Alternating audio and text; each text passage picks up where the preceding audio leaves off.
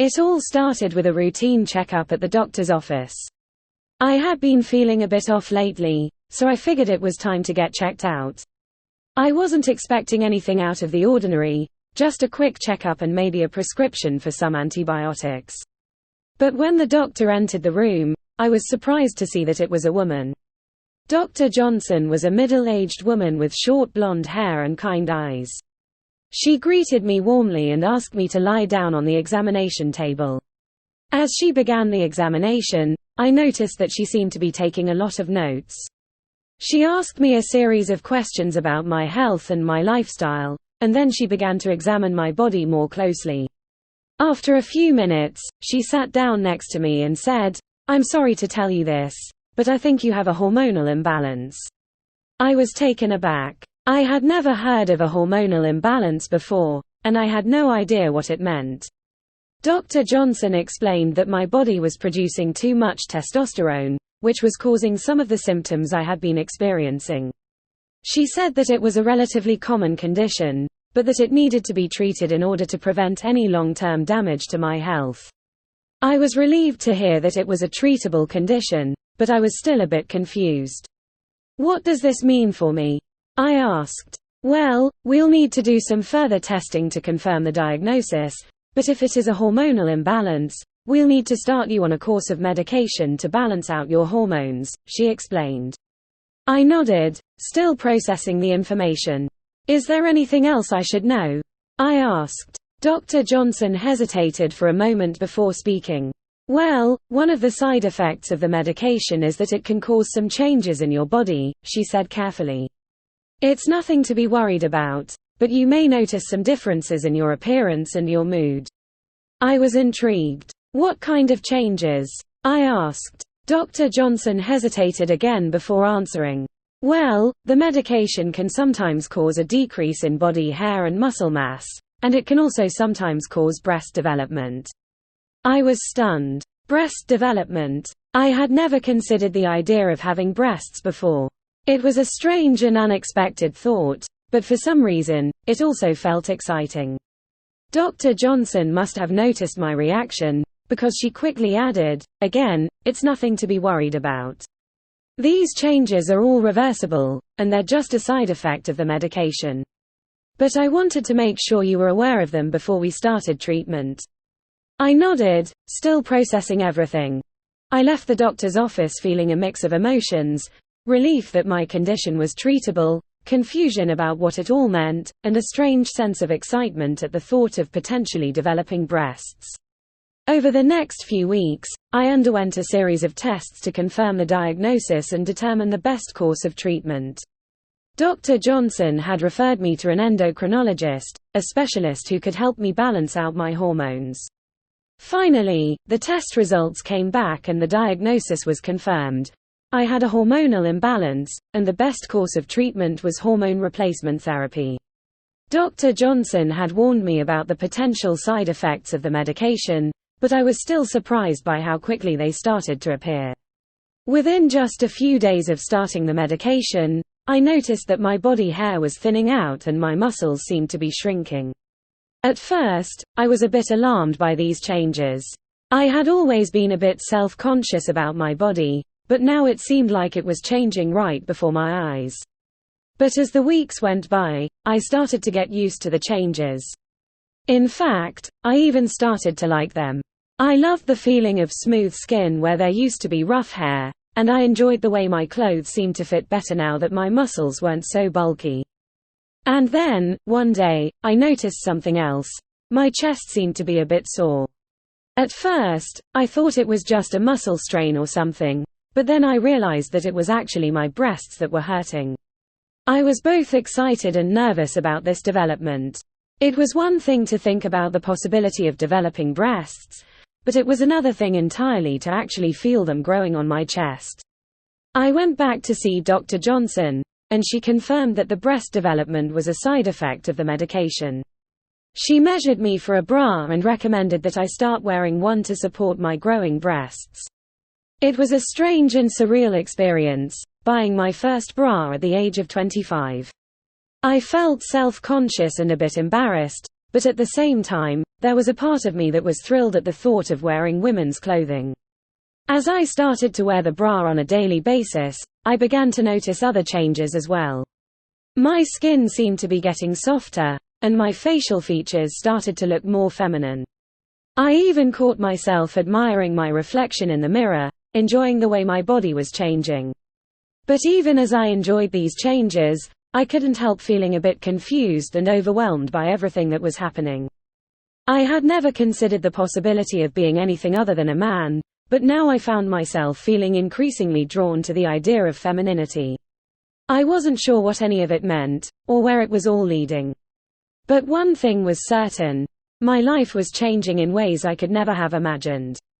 As my body continued to change under the influence of the hormone replacement therapy, my fascination with femininity only grew stronger.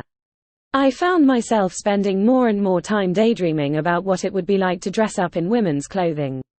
At first, I was too nervous to act on these impulses. But eventually, my curiosity got the better of me, and I decided to experiment with some feminine clothing. I started small, buying a few pieces of lingerie online and trying them on in the privacy of my own home.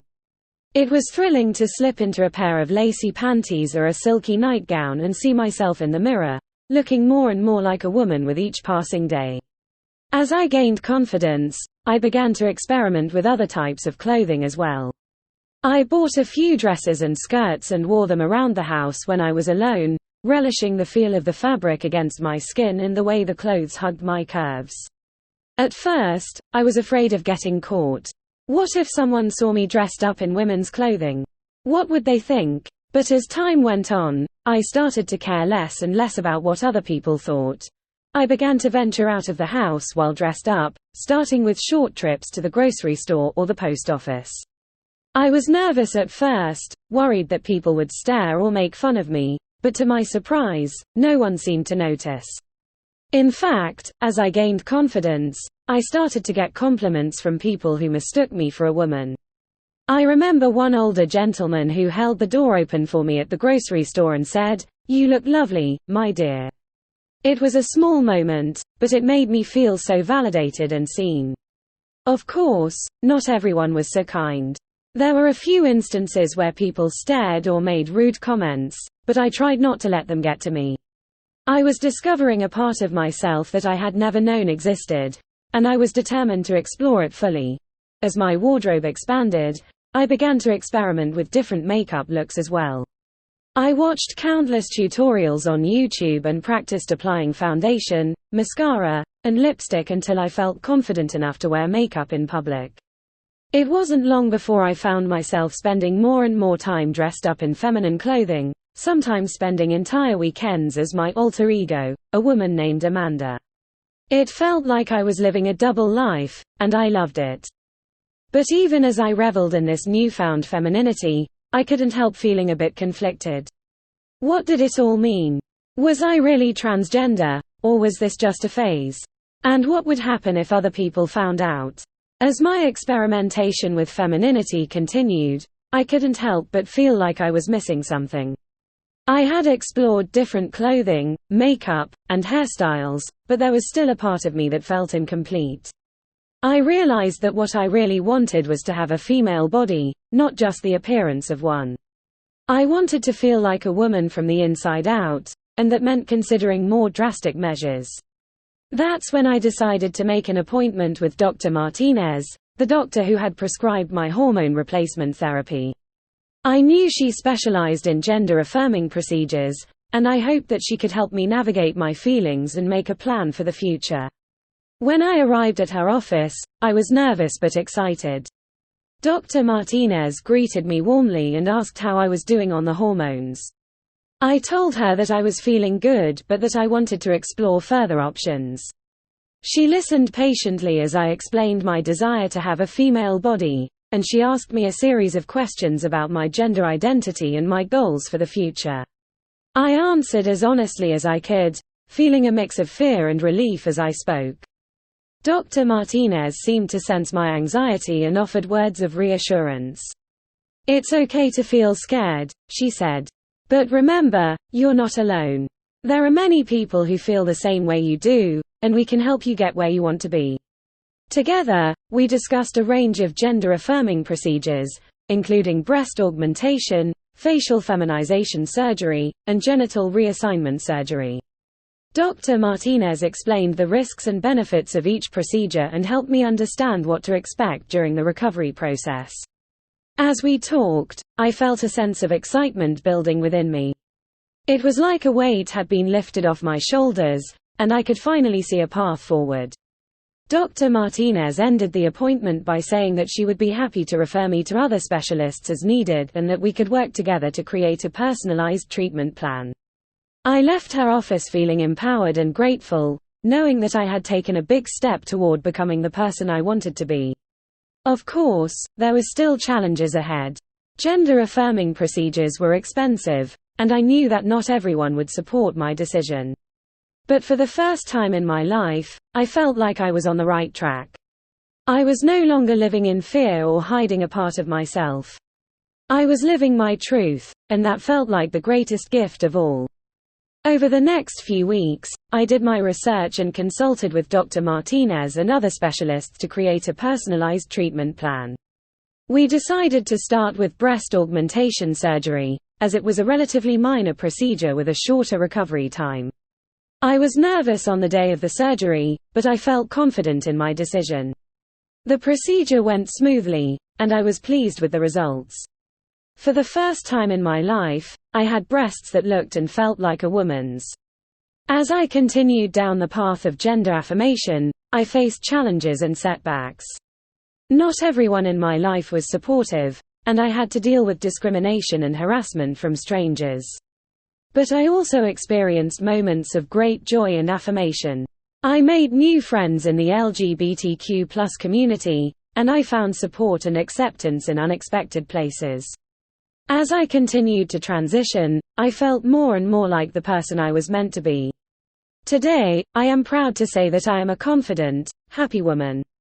I have completed several gender-affirming procedures, and I continue to work with doctors and therapists to manage my hormone levels and maintain my physical and mental health.